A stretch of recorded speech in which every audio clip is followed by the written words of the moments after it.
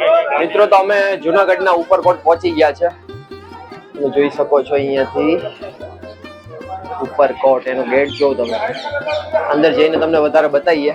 તો મિત્રો ફાઇનલી અમે ટિકિટ અહીંયાની લઈ લીધી છે. પર પર્સન 100 રૂપિયા ટિકિટ છે અને આ તમને બેન્ડ પહેરવા માટે આ મળે છે અને આના બેન્ડને આપણે એક્સ્ટ્રા 100 રૂપિયા દેવાના હોય છે જે તમને રિટર્નમાં 100 રૂપિયા રિફંડ થઈ જાય છે. બાકી તમે જોઈ શકો છો વરસાદ ચાલુ થઈ ગયો છે. હજી અમે એન્ટ્રી નથી કરી અંદર. ખૂબ સરસ મજાનું વાતાવરણ છે અને ખૂબ મજા આવે છે.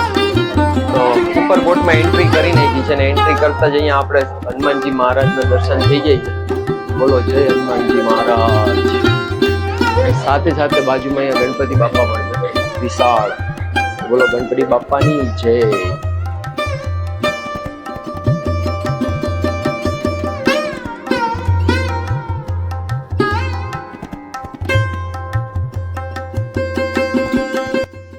ધાર્મિકમાં આપણે હિન્દુ ધર્મમાં સનાતન ધર્મમાં 33 કોટી દેવતાનો વાસ છે ગિરનાર પર્વતમાં. ગિરનાર પર્વતમાં એ સમયમાં 5000 વર્ષ પહેલા યાત્રાળુ આવતા, જેના માટે કોઈ વ્યવસ્થા નથી. એટલે અગ્રસન ને ઉગ્રસન. ઉગ્રસન કંસના પિતા, અગ્રસન એ રાજુલના પિતા હતા. એને બેને મળીને આ કિલ્લાની સ્થાપના કરી અને નામ રાખ્યું હતું રેવતનગર. ત્યારે રેવત નામનો પર્વત કહેવાતો, રેવતાચલ. અને તે પછી લોકોએ રાજપાટ અગ્રસને કર્યું રાજુલના પિતાને, અને એની દીકરીની સગાઈને નેમિનાથ ભગવાન આઈ રહી. અને એક દિવસ એની આ બારાત આવી ગઈ અને હરક જીવ પક્ષી પાણીને કાપતા જોયા અને એને જાન પાછી લઈ લીધી અને ગિરનારમાં દીક્ષા લીધી એને. અને તે પછી ઉગ્રસન આવ્યા, જેને સાધુ સંત માટે કિલ્લો રાખ્યો. એ વ્યા ગયા, મથુરાના રાજા હતા. પછી આવ્યા મૌર્ય શાસન, એને દેખરેખ કરી. ત્યારે છેલ્લા મૌર્યમાં અશોક થઈ ગયા આપણા. અને અશોક પછી વંથલીના રાજા ચુડાસમા વંશ રા ખિંગાર કહેવાતા. આજની ડેટમાં વંથલીમાં ખિંગાર વાવો છે, ગમે ત્યારે ભવિષ્યમાં તમે જોઈ શકશો. વાલી નામનો લક્ષ્મણ લાકડા લેવા શોધ કરવા આવ્યો અને એને ફરિયાદ કરી કે કોઈ ગઢ હે અહીંયા જો આખો દટાઈ ગયેલો છે. એટલે એને આખો આને કાપીને પોતે પાછું એને સ્થાપના કરી અને એનું નિશાની રાખ્યું ચુડાસમા વંશ, તલવાર ને ઢાલ. જો આ રાજપૂતની છે ઉપરના ભાગમાં, એનું ચિહ્ન કહેવાય. અને પછી લોકોએ હુકુમત કરી. 900 વર્ષ પહેલા 568 રિયાસત હતી કાઠીઓની.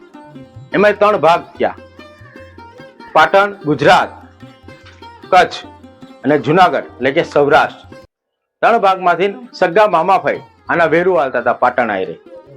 અને એ સમયમાં 850 વર્ષ પહેલા રા ખિંગાર કહેવાતો અને સિદ્ધરાજ જયસિંહ અને કચ્છની દીકરી રાણક દેવી, જેને રૂપ સુંદરી કહેવાતી. ના સોરઠમાં આવી હતી ના ગુજરાતમાં. અને ગમે માણસ જોયો તો એમાં મોહિત થઈ જાય. અને આના રાજાએ ભગાડીને લગ્ન કર્યા હતા, પણ એની સગાઈ પાટણના રાજાએ થઈ. ત્યારે એ સમયમાં તોરણ ગેટ કહેવાય. 12 વર્ષ સુધી આ તોરણ ગેટ બંધ રાખ્યા હતા, પણ ભણના દીકરા કોઈ કાકરી ના હલાવી શકે. પણ કહેવત છે કે ઘર જાય ને ઘર ફૂટે, 2 ભાણિયા ફૂટી ગયા, દરવાજા ખુલી ગયા. ખુલ્લા છે એટલે આપણે તો જઈ શકશું અત્યારે. આની અંદર લક્ઝરી ને વાવ છે. ત્યારે આપણું ભારત દેશ તો આઝાદ થઈ ગયું હતું, પણ જુનાગઢ નવેમ્બરમાં 3 મહિના પછી આઝાદ થયું, 1947માં નવેમ્બરમાં. ત્યારે સરદારભાઈ પટેલ, સામરદાસ ગાંધી, ત્યારે આરજી હુકુમત થયું હતું જુનાગઢમાં. ત્યારે 2000 સોલ્જર આમાં છુપાયા હતા. આ લક્ઝરી વાવ છે જેડ આકારમાં. આગળ આવ્યા હતા ને, સામે ખોડિયાલમાંનો ધૂણો છે, પછી કોટડિયા, ખીમડિયા, સિકોતેર. અહીંયામાં ખોડિયાલ, અહીંયામાં વરુડી અને આ પઠાપીર. 1025 એટલે એક સમયમાં નવગણ રાજા હતા. 1025માં 1000 વર્ષ થઈ ગયા આ મંદિરની સ્થાપનાની. અને અહીંના કોટવાને ખીમડિયા કહેવાતા. એના કુળદેવી માં સિકોતેર કહેવાતા. અને આ સિકોતેર સુમરા હમીર કહેવાતો, સિંધનો. એ એની ભક્તિ કરતો અને એના નામની ચુંદડી બાંધતો. અને ભૂલ એક થઈ ગઈ સુમરાથી કે એને નવગણની બેન ધરમની દેવાઈક આહિરની દીકરીને કેદ કરી જાહલને, જો કચ્છમાં રહેતી અને પરણાવી હતી અને સિંધમાં પહોંચી ગઈ. અને ત્યાંના સુમરા હમીરે એની પર નજર બગાડી દીધી અને એને કેદ કરી અને એને ચિઠ્ઠી મોકલી એના પતિ હારે. અને એ ચિઠ્ઠી 3 દિવસ પછી જુનાગઢના રાજાને નવગણને મળી. રાજાએ ચિઠ્ઠી વાંચી એટલે આંખમાં આંસુડા પડી ગયા કે વાંચે નગવણ વીર, હાલમાં ના દે હમીર કે સુમરો મને કેદ કરીને બેઠો કે ભાઈ આવીને છોડાવ. એટલે રાજા આખી સેના લઈને તો પહોંચ્યો, પણ કચ્છના રણમાં પગ મૂક્યો એવા તડકામાં રોશનીમાં ત્યાં માં વરુડી પ્રગટ થઈ ગયા કે વીર ઘોડે ઉતર, પટુક ભોજન કરીને જા, છાસ પીને જા, કે માં એટલો સમય નથી મારી આગળ, બેનને છોડાવવા જાવી છે. ઘોડે તો ઉતારી કે અરે માં તું પાછળ નજર નાખ ખાલી, મારી કેવડી મોટી સેના અને તું ક્યારે જમાડી લઈશ. અને નજર મારું તો કાંઈ નથી અહીંયા તો. અને માતાજીએ 3 પાણા મૂકીને એક કોયડા માંડીને ખીર રાંધી દીધી અને એ ખીર કોઈ દી ખૂટી નહીં, આખી 9000 સેનાને જમાડી.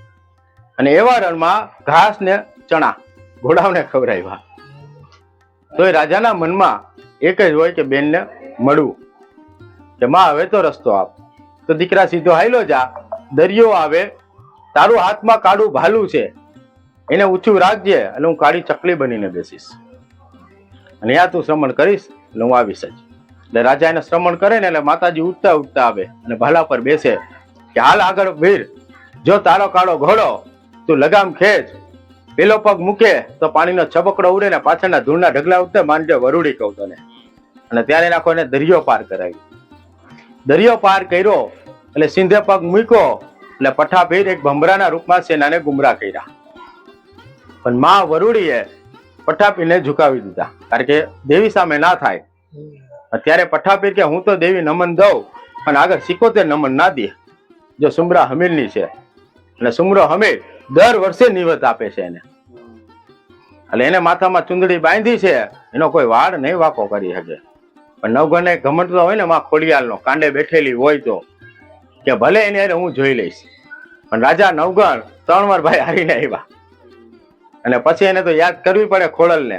એટલે આ આવી ઉઠતી સીધી ત્યાં અને કિલ્લે ગઈ અને 77ને સમજાવી, પણ 77 તો હટ ઉપર હતી, ના માયની.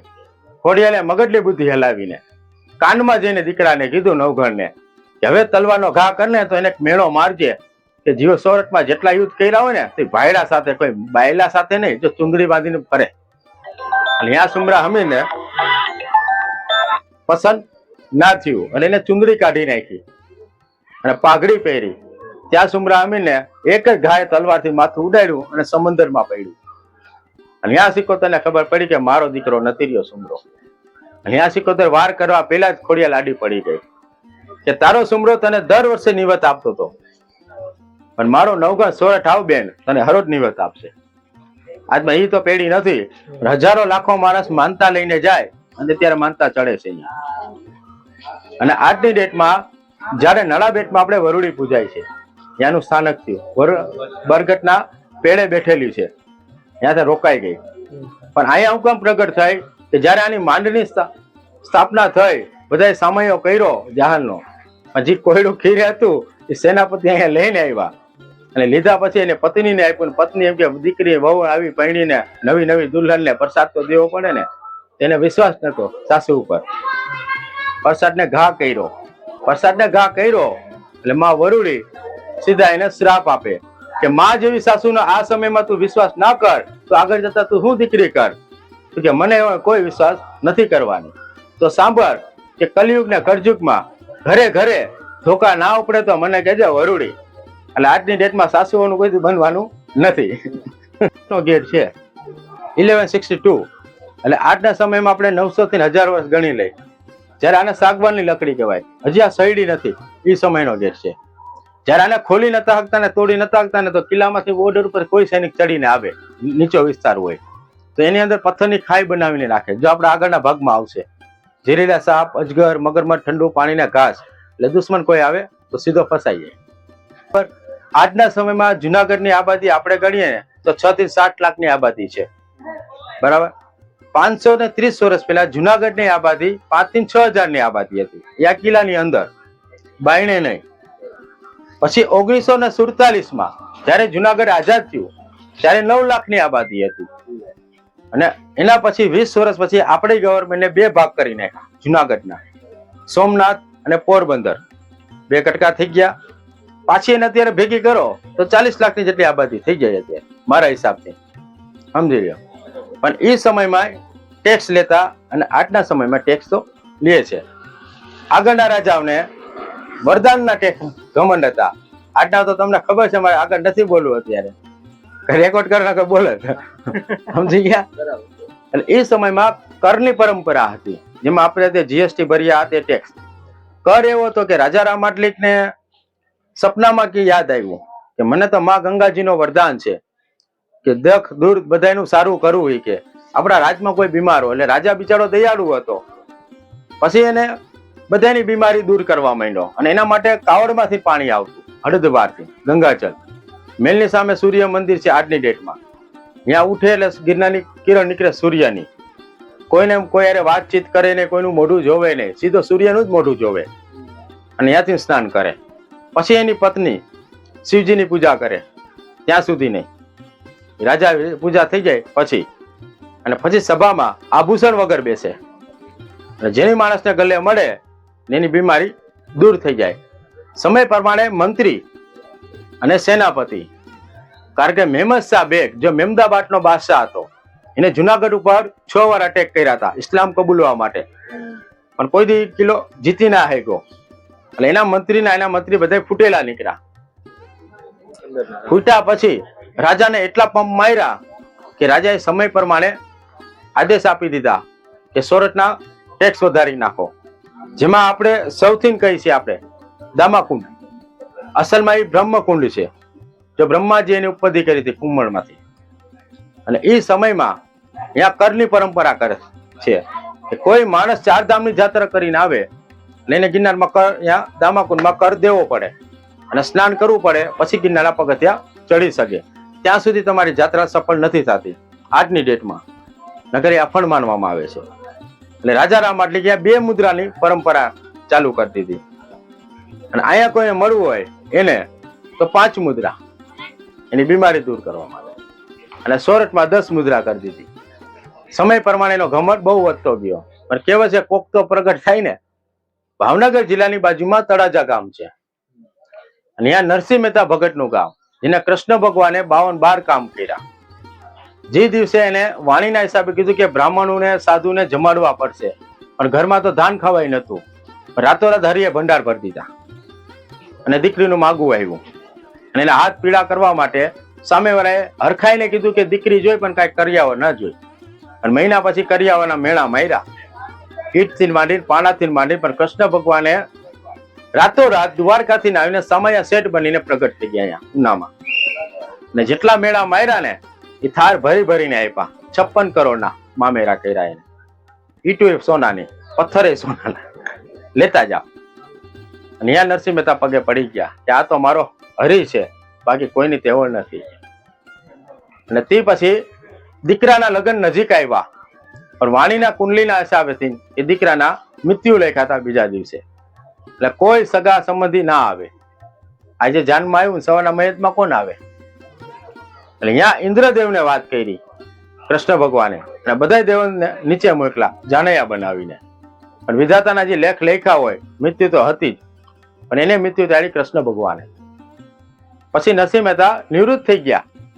હવે કે હું મારા મામીના ગામ જુનાળા જાઉં, એટલે જુનાગઢ જાઉં. અને એ જ બ્રહ્મકુંડે ભક્તિ કરવા લાગ્યા. અને અહીંયા કોઈને ટેક્સ દેતા નતા એ દાણીને. દાણીએ કરી ફરિયાદ રાજાને કે કોઈ ભગત આવ્યો છે, બધાને ગુમરાહ કરે છે બેસાડીને. તો કે ભલે જાબતીયો.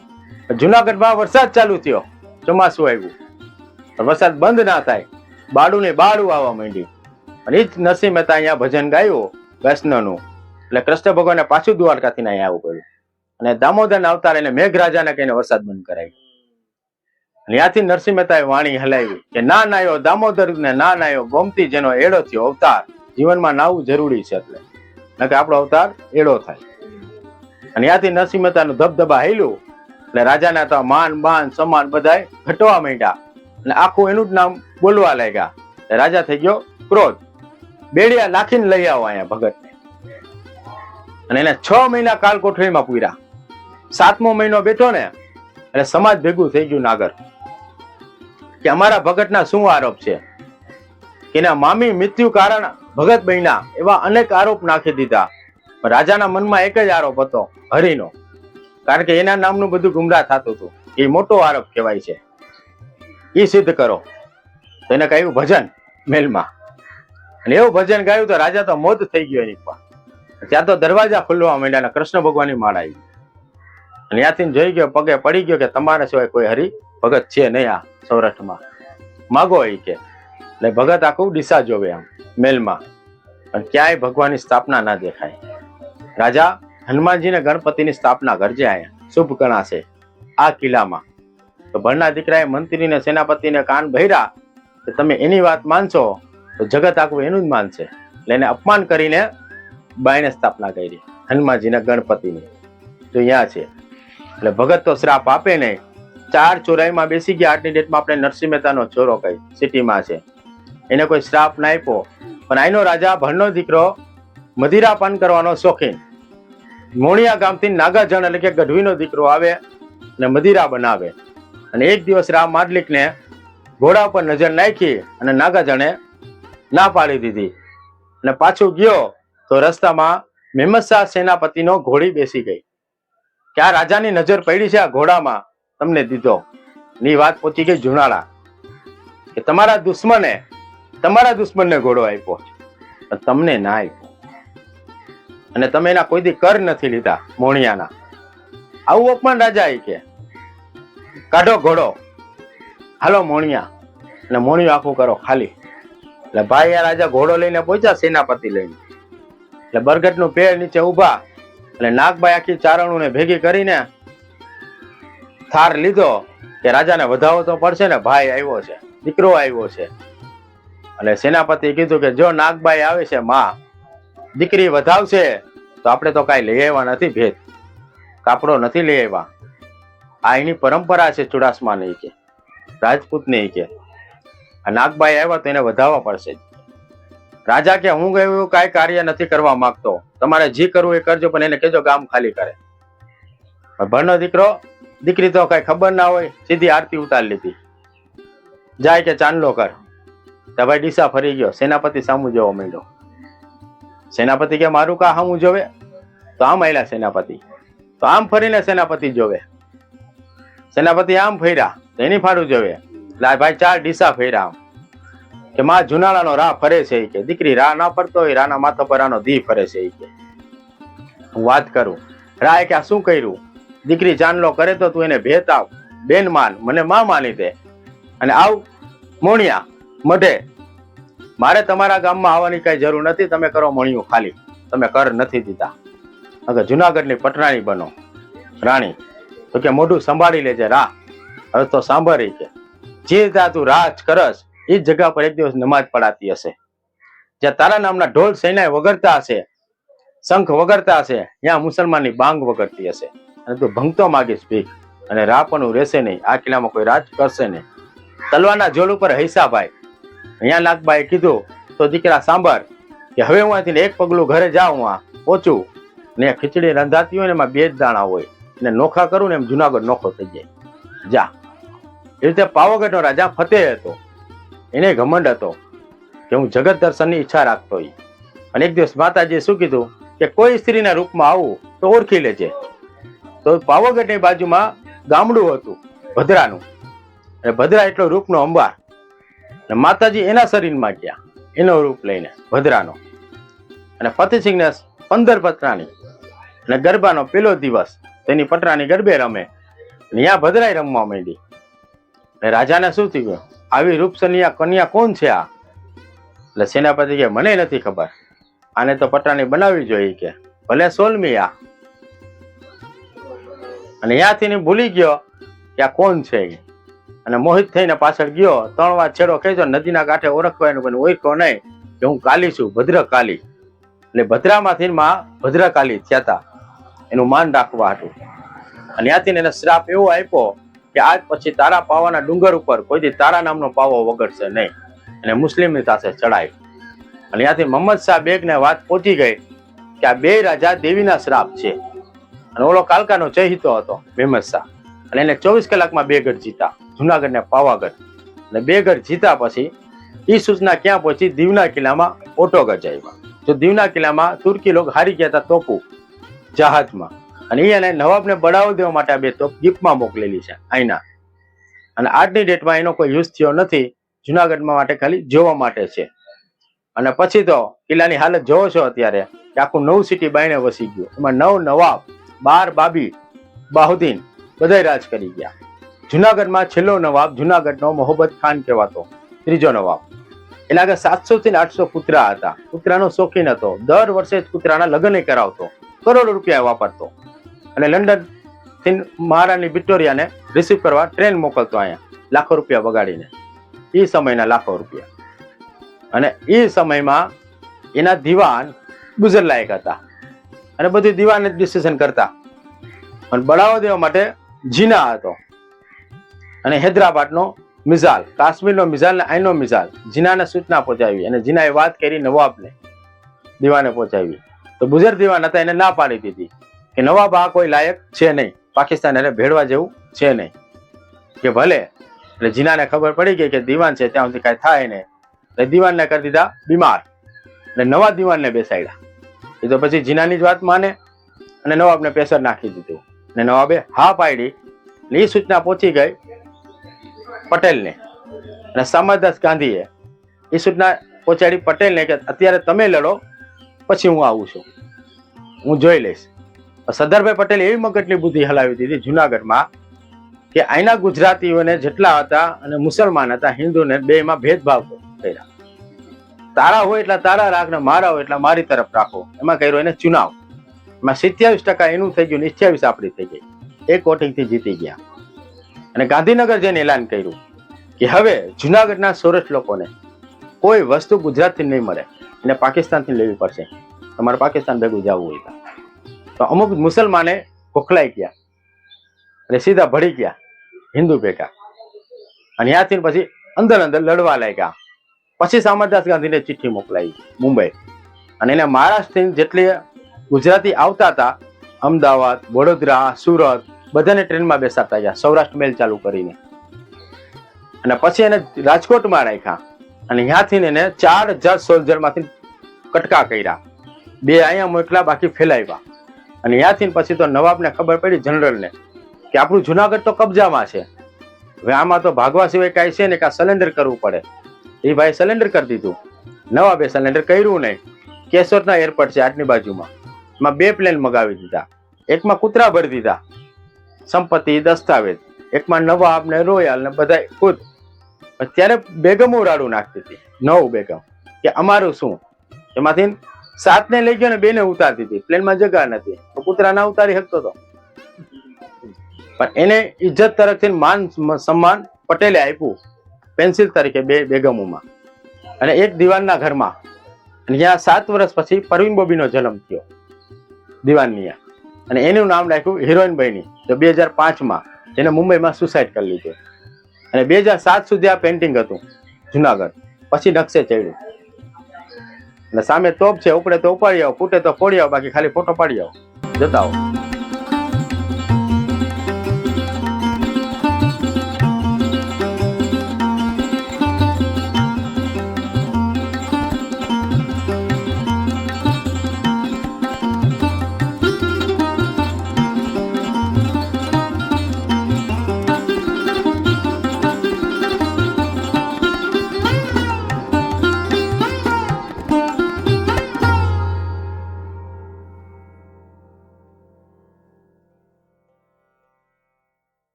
ચુડાસમા વંશમાં રાણક દેવી કહેવાય છે. અને રાણક દેવી આ મહેલમાં અત્યારે આપણે રાણક મહેલ કહી છે. સૌથી પહેલું નામ કહેતા બધા રાજુલ મહેલ, પછી આવ્યું રાણક દેવીનું નામ, પછી આવ્યું મુસ્લિમનું જમા મસ્જિદ થયું. સમય પ્રમાણે ગવર્મેન્ટે પાછું નામ દઈ દીધું રાણક મહેલ. અને રાણક દેવી દેવડા ઠાકોરની દીકરી કહેવાતી. એ સમયમાં રાણક દેવી દેવડા ઠાકોર એવો હતો કે કચ્છનો રાજા હતો. એને ના ગુજરાત હારે વેર, ના સોરઠ હારે વેર. એ સિંધુનો રાજા કહેવાતો બાજુનો. એ સમયમાં 1200 વર્ષ પહેલા. અને એ સમયમાં એને માતાજી અંબાજીને એની કુળદેવી કહેવાતા. અને એને ઈચ્છા એવી જાગી કે મારી આ દીકરો જન્મ છે વાણીના હિસાબે, જ્યોતિષની વાણી પર. બિચારાને ગરબા ચાલુ કર્યા માં અંબાજીના, અને સમાચાર મળ્યા તો દીકરીબાના જન્મ થયા કે ભલે માંજ્યા મળ્યા તો ભાઈ લાવાયા. દીકરી જન્મે એટલે તો અમે મારા ખૂબ મન ભાંગી જાય. એટલે બિચારાને એલાન કરી દીધું હતું ચેલેન્જ ફેંકીને કે દીકરાનો જન્મ થશે. પછી હળદવારના જ્યોતિષને બોલાવ્યા, એની પર વિશ્વાસ હતો એને, અને જ્યોતિષે કપાળ વાંચ્યું દીકરીનો હાથમાં લઈને, અને મંત્રી ભેગા પાછા બહાર ઓયડેથી નીકળ્યા. ગળાના સમજે કાકતા બોલો કે શું બોલવું એ કે આ દીકરી રૂપનો અંબાર થશે, અને જ્યાં પૈણશે ને ત્યાં તલવારના ઘા થશે, એટલે કે યુદ્ધ થશે. આના ભાગમાં એવું લખ્યું છે, નામકરણ ના કરતો કા મૃત્યુ આપી જાય. તો કોઈ પિતા પાપ કરે નહીં. એટલે એને મગજમાં વિચાર આવ્યો કે કરું તો શું કરવું હવે. એટલે સૈનિકને કે બોલાવો વફાદાર કે રાજા એની દીકરાનો જન્મ થયો આવી, એ તો નહીં આવે વિદ્વાન. ત્યાં સેનાપતિની બુદ્ધિ આવી. એટલે આને કીધું કે આપણે અદલ બદલ કરી નાખીએ, કે દીકરો એને આપી દો અને દીકરી તમે એને આપી દો, દીકરો લઈ લો. અને નાના માણસ રહ્યા એ ઉછેર છે તો ક્યાં એવા યુદ્ધ એના પરિણામ છે તો યુદ્ધ થશે એ કે ભલે, અને એને કહી દેજો કે મુદ્રા આપો જીવે એટલા, કોઈથી ખાલી ના થાય એટલા લઈ જવા છે, કોઈથી મોઢું ના દેખાડે. અને ત્યાંથી ગાડે થઈને સમુદ્રમાં આવ્યા. સમુદ્રમાં હોડિયામાંથી રાણકને લઈ આવ્યા, રહેતી ત્યાંથી વેરડે બેઠા ગાડે અને મંથલી ગામમાં પહોંચ્યા. અને મંથલીમાં ટાયર તૂટી ગયું અને રૂડી ગયા. અહીંયા હનુમત પ્રજાપતિ મટી ખોદવા ગયા અને એને સોંપી આપી દીધી કે આ દીકરી તમે ઉછેરજો, સમય પ્રમાણે હું જોતો રહીશ. જ્યાં કુંભારની આ દીકરી મોટી થઈ ગઈ હોય તો વિચાર તો આવે ને કે હવે હાથ પીડા ક્યાં કરશું, દીકરી ઠાકુરની છે, આ કઈ ઊંચ નીચ થઈ ગઈ તો ગળા કપાશે. ડર હતો એને જરા. અને તે પછી એને પસંદ કરવા માંડી રાણક દેવી એના રાને. કારણ કે ગિરનાર ત્યાંથી નદી નીકળે તો પેલા જમાનામાં રાજાને નમન દેવું પડે. કોઈ બી રાજા હોય એને નમન દો, પણ ઠાકુરનું ખૂન હોય એ તો નમન દે નહીં. ત્યાંથી એને ખરો જાય કે આનું મોઢું તો જોવું ને જોવું છે. અહીંયા ભાઈ મોહિત થઈ ગયા. મોહિત થયા પછી રાણક દેવીને મન મોયલા. પણ એને એ ખબર નથી કે પાટણનો રાજા સિદ્ધરાજ જયસિંહ, જેની ઉંમર 40 વર્ષ, અને માં એની મીના દેવી કહે કે દીકરા આવડી ઉંમર થઈ ગઈ, લગ્ન કરી લેજે. માં મારે કોઈ લગ્ન કરવા નથી, આવડી ઉંમરે મને કોઈ શોભે નહીં. કે ભલે બારોટને બોલાવો. ને બારોટને આદેશ આપે, જો બારોટ આખા રાજ ફરજો, દીકરા માટે કન્યા ગોતી લઈ આવ. ત્યાં સુધી આવતા નહીં. બારોટ આખું રાજ ફરે, ભૂલે ચૂકે વંથલી પહોંચી જાય, એટલે કે સૌરાષ્ટ્ર, અને પાણી માગે, અહીંયા એને પાણી ના આપે. બીજું ઘર, કારણ કે દલિતનું ઘર હોય એટલે પાણી ના પીવે. પછી કે સામે એક હણમતનું ઘર છે કુંભારનું, ત્યાં તમને આપો. અહીંયા પાણી પીરાવ કુવાના કાંઠે રાણક દેવી છે ભટકાણી, અને ઝૂકીને પાણી પીરાયું એટલે ભાઈની ગળામાં નજર પડી અને માથડી વાંચી સોનાનું. અને એની નિયત બગડી કે આવો રૂપનો અંબાર, આ તો ઠાકુરનું લોહી છે, કુંભારનું કેમ કે છે. અને ત્યાંથી એને સપન નક્કી કર્યું આખું. સપન નક્કી થયા પછી એ વાતની સૂચના ભત્રીજાઓને પહોંચી ગઈ કે બારોટ, પાટણના મારા કાકાના જો લગ્ન થઈ જાય તો વંશ થશે, તો અમને શું મળશે. આ વાત કાકાને કહું કે કાકા તમારા ઘરે કુંભારની કન્યા બાંધે છે, તમને સોંપે રાજકન્યા. ત્યાં બારોટ આવી ગયા કે જ્યાં સુધી તારા ભત્રીજા છે ને ત્યારે કોઈ સંપન્ન નક્કી નથી, અને રાતની બહાર મોકલી દે, બે દખલ કરજે. એ બધું મૂકો બારોટ, મારા આદેશ વગર કુંભારની આ લગ્ન કેમ કર્યા, સંપન્ન નક્કી જ કેમ કર્યું કે તું એકવાર જોઈ લે એને પછી ફેસલો કર. એટલે ભાઈ છુપાવીને જોવે, ભાઈની નિયત બગડે કે લગ્ન તો હવે આની હારે જ કરવું. તો પેલા જમાના રાજપૂતમાં તલવાર મોકલતા ખાંડે, અને ખાંડું તલવાર મોકલું ભેગું રાખેંગાર ઉપાડીને લઈ આવ્યો, એને અપમાન કરીને પાછો મોકલ્યો. મીના દેવી કીધું કે રાનું માથું ના કાપીને લઈ આવ, રાણી ના લઈ આવ ત્યાં સુધી જુનાગઢના પાટણનું પાણી ના પીધું. એટલે 12 વર્ષ જુનાગઢના રાજાને ચડાઈ કરી. કિલ્લાના 3 દરવાજા છે, તોરણ ગેટ, દિલ્હી ગેટ, અને આપણે આવ્યા અને ગિરનાર ગેટ. ત્રણેય દરવા પર 50 સેના 5000 સેના લઈને ઉભો રહી ગયો ને ડેરો નાખીને બેઠો રહ્યો 12 વર્ષ. કાકરી ના લાગશે. 13મા વર્ષે કિલ્લાની અંદર અનાજમાં ભંડારમાં અનાજ ખૂટવા લાગ્યું. અને એ સમયમાં એને એટલું જ કીધું કે જો આ ભત્રીજા છે અને એના ભાણેજુ છે ને લાલચ આપો તો જુનાગઢના રાજા બનાવી દેશો તો એના મગજની બુદ્ધિ ફરશે એટલે દરવાજા ખોલાવશે. એટલે રાતની લાલચ આપી હોય એટલે ભાણેજુને એમ લાગ્યું વાં કાકોય મારો ના થયો ને મામોય મારો નહીં થાય એટલા કરતા દરવાજા ખોલાવી નાખ. એટલે અનાજના બહાને દરવાજા ખોલાવ્યા. એટલે આપણામાં કહેવાય છે કે ઘર જાય ને ઘર ફૂટે. એટલે રાનું માથું કપાનું એટલે સીધો રાણકદેવની સૂચના પડી. જે રાણીએ માં અંબાજીની અખંડ જ્યોત જલાવી હોય 12 વર્ષ સુધી એને આશામાં જીવતી હોય કે એના રાને કાંઈ ના થાય એટલે એને અખંડ પૂજા કરી. અને એને ખબર પડી કે મારા ના રા ના ન્યા એને ગિરનારને શ્રાપ આપ્યો. ઊંચો ગઢ ગિરનાર વાદળની વાતો કરતો મરતા મારા રાખી ગાન ખડીને કાંગો થઈને ધૂળ થઈને ઢગલો થઈને કેમ ના પડ્યો. 12 વર્ષ મેં તારી પૂજા કરી તું વસ્તો ને ચમકતો હતો તારે મારા રાના માથા ધૂળ થઈ જાય અને ગિરનાર આખો પડવા લાગ્યો. ઋષિના આ વાત ઉપર ગિરનારના સત ઉપર થાપો મારી દીધો. આજના ડેટમાં ગિરનાર 31,000 ફૂટ છે, બાકી 44,000 ફૂટ હતો. અડધો પડી ગયો. પીછ આપી કે રાણક દેવીએ ગિરનારજીને શ્રાપ આપ્યો. ગિરનારજીએ રાણક દેવીને શ્રાપ તો આપ્યો.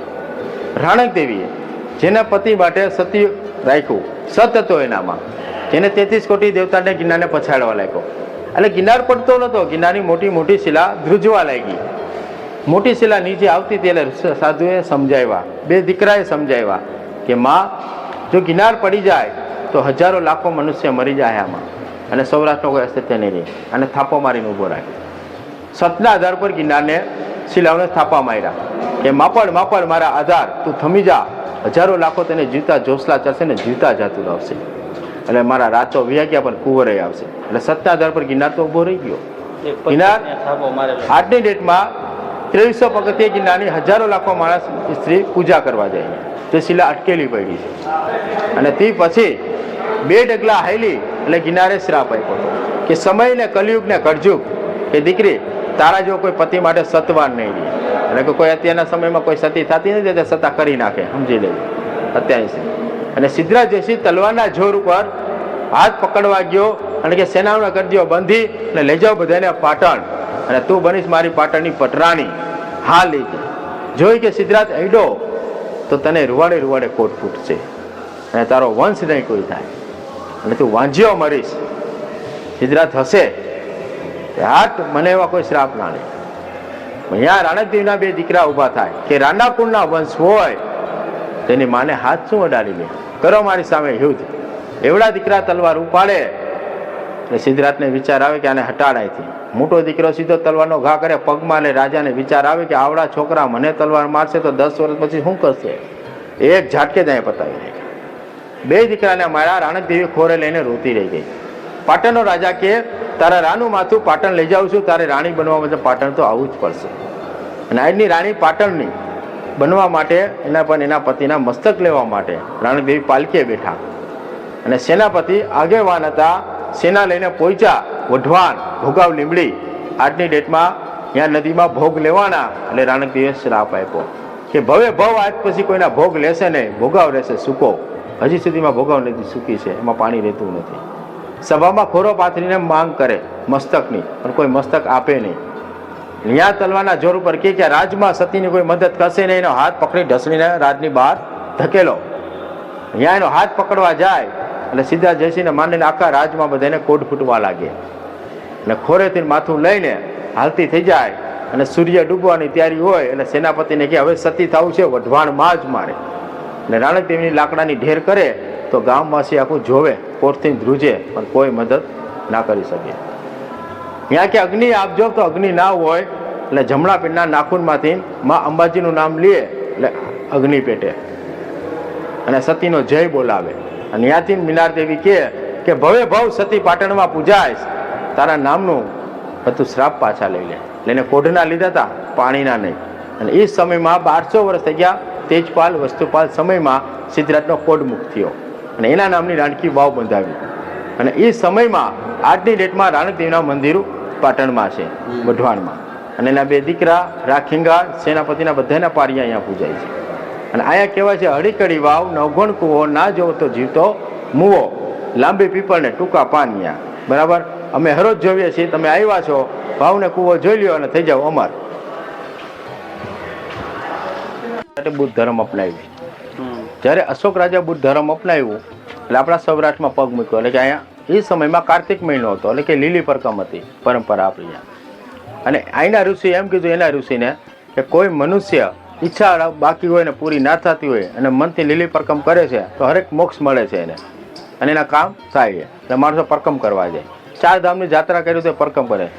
તો અશોક એ સમયમાં પરકમ કરવા ગયા ઋષિ સાથે.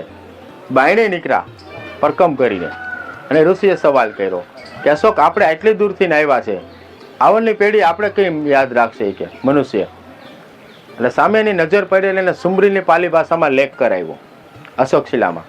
અને પાલી ભાષા આપણા ગુજરાતી કોઈ વાંચી નહોતું શકતા, કારણ કે આપણી ભાષા પાલી ભાષા બિહાર લોકો આર્ટિનેટમાં પાલી ભાષા ભણાવે છે. એ વાંચીને વ્યા ગયા કે અશોકે શું શું કર્યું હતું અહીંયા. અને તે પછી ગૌતમ બુદ્ધના 9 શિષ્યએ 3 ગુફાના નિર્માણ કરેલા છે અહીંયા.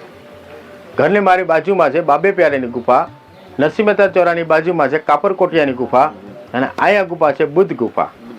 બુદ્ધ ગુફામાં જમીનમાં 2 માળ છે, 2 રૂમ અંડરગ્રાઉન્ડ, અને ખાવા પીવાની અને તપ કરવાની વ્યવસ્થા આ ગુફાનું.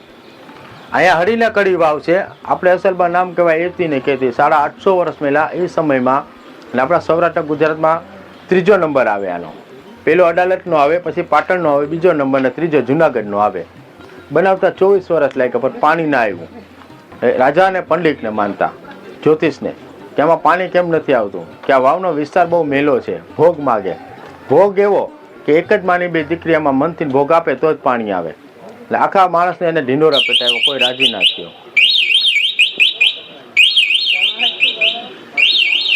એટલે એ સમયમાં 2 દીકરી હતી દાસી, જો મેલમાં સાફ સફાઈ કરતી હતી. અને એને રાણીને વાત જઈને કરી કે અમારા મનથી અમે બહુ દેવા તૈયાર છીએ, જો ગામનું સારું થતું હોય અને પાણી મળતું હોય, અને જો દરવાજા ખોલશે તો સિદ્ધરાજ જયસિંહની સેના હજારોના ગળા કાપશે, લાખોના. પણ અમે બલી દેવા તૈયાર છે.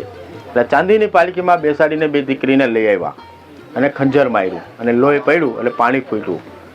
આખું ગામ કહેવા માંડ્યું કે આ ભોગવાળા પાણી કેમ પીવા? એટલે રાણી ખુદ નીચે ગઈને પાણી પીધું.